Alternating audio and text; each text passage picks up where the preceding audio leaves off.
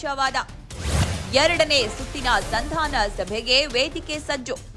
ಎರಡನೇ ಸುತ್ತಿನ ಸಂಧಾನ ಯಾರ ಮಧ್ಯಸ್ಥಿಕೆಯಲ್ಲಿ ನಡೆಯಲಿದೆ? ಕೊಲ್ಲಿ ಯುದ್ಧಕ್ಕೆ ತೆರೆ ಎಳೆದು ಮಧ್ಯಪ್ರಾಚ್ಯದಲ್ಲಿ ಶಾಶ್ವತ ಮರುಶಾಂತಿ ಸ್ಥಾಪಿಸುವ ಆಶಯದೊಂದಿಗೆ ಅಮೆರಿಕ ಹಾಗೂ ಪಾಕ್ ನಡುವಿನ ಎರಡನೇ ಸುತ್ತಿನ ಸಂಧಾನ ಸಭೆಗೆ ವೇದಿಕೆ ಸಜ್ಜಾಗುತ್ತಿದೆ.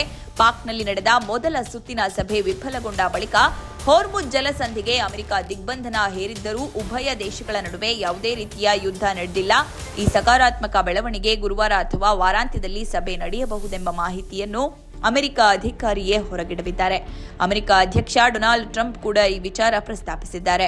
ಇರಾನ್ ಕಡೆಯಿಂದ ನಮಗೆ ಕರೆ ಬಂದಿದ್ದು ಒಪ್ಪಂದ ಮಾಡಿಕೊಳ್ಳಲು ಅವರು ಬಯಸಿದ್ದಾರೆಂದು ಟ್ರಂಪ್ ಹೇಳಿದ್ದಾರೆ. ಗುರುವಾರವೇ ಮಾತುಕತೆ ನಡೆಯುವ ಸಾಧ್ಯತೆ ಇದ್ದರೂ ಈವರೆಗೂ ಸ್ಥಳವಾಗಲಿ ಸಮಯವಾಗಲಿ ನಿಗದಿಯಾಗಿಲ್ಲ. ಮೊದಲ ಸುತ್ತಿನ ಸಂಧಾನ ಸಭೆಯಲ್ಲಿ ಪ್ರಮುಖವಾಗಿ ಇರಾನ್ ನಿರ್ಬಂಧಿಸಿರುವ ಜಾಗತಿಕ ತೈಲ ಸಾಗಣೆ ಮಾರ್ಗ ಹೋರ್ಮುಜ್ ಜಲಸಂಧಿ ಮುಕ್ತಗೊಳಿಸುವುದು, ಇರಾನ್ನ ಪರಮಾಣು ಕಾರ್ಯಕ್ರಮ, ಅಂತಾರಾಷ್ಟ್ರೀಯ ನಿರ್ಬಂಧಗಳು ಹಾಗೂ ಲೆಬನಾನ್ನಲ್ಲಿ ಹೆಜ್ಬುಲ್ಲಾ ವಿರುದ್ಧ ಇಸ್ರೇಲ್ನ ನಿರಂತರ ದಾಳಿ ಕುರಿತು ಚರ್ಚೆ ನಡೆಸಲಾಗಿತ್ತು.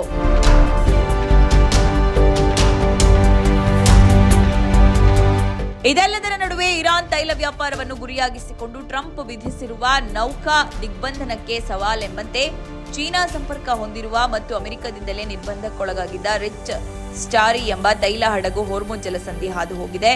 ಇರಾನ್ ಮೇಲಿನ ನಿರ್ಬಂಧ ಉಲ್ಲಂಘಿಸಿದ ಆರೋಪದ ಮೇಲೆ ಈ ಹಡಗನ್ನು 2023ರಲ್ಲೇ ಅಮೆರಿಕ ಕಪ್ಪು ಪಟ್ಟಿಗೆ ಸೇರಿಸಿತ್ತು. ಹಡಗುಗಳ ಚಲನವಲನ ವರದಿಗಳ ಪ್ರಕಾರ ಈ ಹಡಗು 24 ಗಂಟೆಗಳ ಅಂತರದಲ್ಲಿ 2 ಬಾರಿ ಪರ್ಷಿಯನ್ ಕೊಲ್ಲಿಯಿಂದ ಹೊರಬರಲು ಯತ್ನಿಸಿದೆ. ತಾನು ಚೀನಾ ಮಾಲೀಕತ್ವ ಹೊಂದಿದ್ದು ಸಿಬ್ಬಂದಿ ಕೂಡ ಚೀನಾದವರೇ ಆಗಿದ್ದಾರೆ ಎಂಬ ಸಂದೇಶ ರವಾನಿಸಿಕೊಂಡೇ ಹಡಗು ಸಾಗಿದೆ. ಆದರೆ ಈ ಹಡಗು ಇತ್ತೀಚೆಗೆ ಇರಾನ್ ಬಂದವರಿಗೆ ಭೇಟಿ ನೀಡಿತ್ತೆ ಅಥವಾ ಸರಕು ಸಾಗಿಸುತ್ತಿದೆಯೇ ಎಂಬುದು ಸ್ಪಷ್ಟವಾಗಿಲ್ಲ.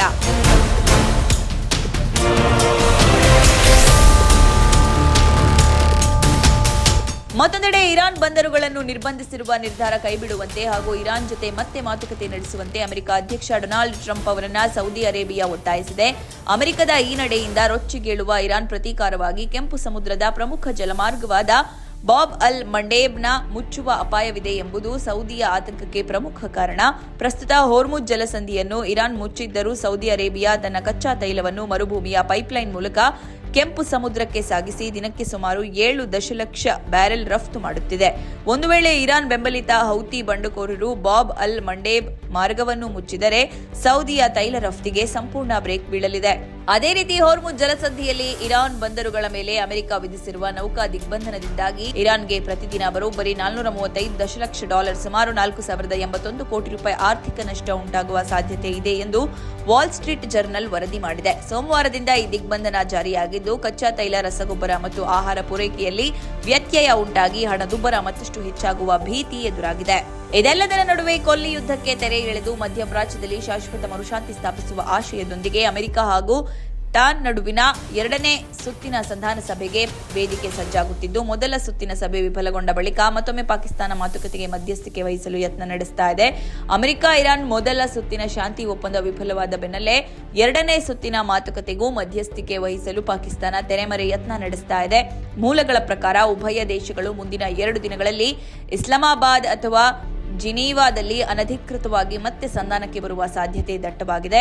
ಇಸ್ಲಾಮಾಬಾದ್ ಶಾಂತಿ ಒಪ್ಪಂದದ ಮೂಲಕ ಪ್ರಾದೇಶಿಕ ಉದ್ವಿಗ್ನತೆ ಶಮನಗೊಳಿಸುವಲ್ಲಿ ತಾನೊಂದು ಪ್ರಮುಖ ಕೊಂಡಿ ಎಂದು ಬಿಂಬಿಸಿಕೊಳ್ಳಲು ಪಾಕಿಸ್ತಾನ ಮುಂದಾಗಿದೆ. ಮಾತುಕತೆ ಮಧ್ಯದಲ್ಲಿ ಉಭಯ ದೇಶಗಳ ನಡುವೆ ಒಪ್ಪಂದ ಏರ್ಪಡುವ ಬಲವಾದ ಭರವಸೆ ಮೂಡಿತ್ತಾದರೂ ಕ್ಷಣಾರ್ಧದಲ್ಲಿ ಪರಿಸ್ಥಿತಿ ಬದಲಾಯಿತು ಎಂದು ಪಾಕಿಸ್ತಾನ ಹೇಳಿಕೊಂಡಿತ್ತು. ಕೊಲ್ಲಿ ಯುದ್ಧದ ಈ ಬೆಳವಣಿಗೆಯ ಬಗ್ಗೆ ನಿಮ್ಮ ಅಭಿಪ್ರಾಯವನ್ನ ಕಾಮೆಂಟ್ ಮೂಲಕ ನಮಗೆ ತಿಳಿಸಲು ಮರೆಯಬೇಡಿ.